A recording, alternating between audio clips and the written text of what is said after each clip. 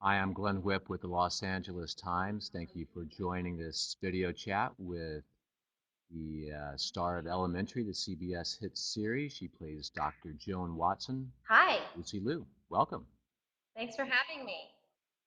I understand when you were approached for the show, you sat down with the creator, Rob Doherty, and your first question was, are you sure you want to name the characters Sherlock Holmes and Watson? That's true. I said, you know what?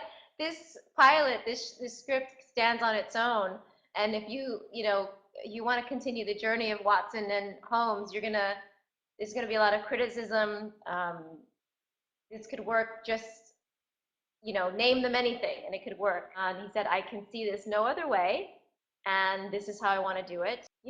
He really knew what he was doing, and he had a vision for it. Watson's backstory is pretty complex. I think that her becoming a sober companion and dealing with other people's problems and their emotional instabilities and their inability to sort of stay sober or it was a great distraction for her because she herself had a great deal of tragedy in her life.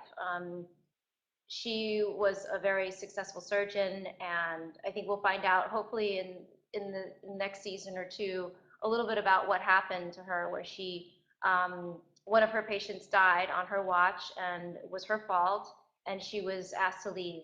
When she was kicked out of the medical field, she became quite depressed and lost, and um, still wanted to participate somehow in helping people, and this is how she found her way. The one thing that people have said in the past is that this show has been really great in talking about addiction and bringing that to close to home, and making that more of a reality, and as a constant reminder, not something that we talked about in the beginning and never mentioned again. It's something that is a constant, a daily struggle, and something that we bring up in the episodes. Walter Barker is asking, with so many portrayals of Watson, how do you go about making your portrayal of Watson stand out? This is the first female Watson, so in some ways that's difficult. In some ways it's easy. I don't have to follow anybody. That makes it easy.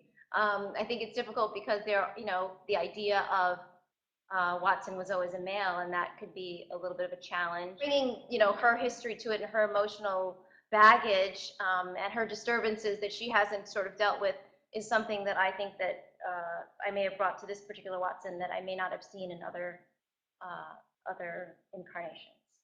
A few people asking, Hannah Rennie is one of them, what's it like working with Johnny Lee Miller? It's real key, obviously, for a show like this to have strong chemistry between the two leads. Was that something you guys kind of felt right away? There was an intimacy between Johnny and I that seemed very natural, and I think that is that is key essentially to what the show is about, because they'll go on different to solve different crimes, and different things will come up in their lives, but their relationship is going to be the thread, that hopefully will keep bringing people back, and that they can follow no matter what happens between them. And it was nice to know that that existed, because I don't know that you can make something like that up. Maybe you can, but it's much easier when it's natural. We have a lot of people asking, Georgia Parker, for one, will Holmes and Watson ever be romantically linked? I think the plan is to keep them more sort of Mulder and Scully. For me also, I think there is a point in the, if you follow the books and the stories, that you don't want to cross that line because you've already crossed the line of gender. So you might be pushing the envelope. I don't have a crystal ball, and I also don't have the pen that is writing the script. But I know that's not Rob's intention currently. If there are any personal touches that you brought to the character? I think that the one thing I wanted to do is to make sure that Watson did not show up in a suit, which I think originally they had that idea that she was going to show up in a suit, and she was going to be much more pinned up. I wanted to make her a little bit more human and less robotic, which I think also can be a bit dangerous for that character. To make her looser was definitely something that wanted to add for her. Do you think the character of Moriarty will be back That's a good question. season 2?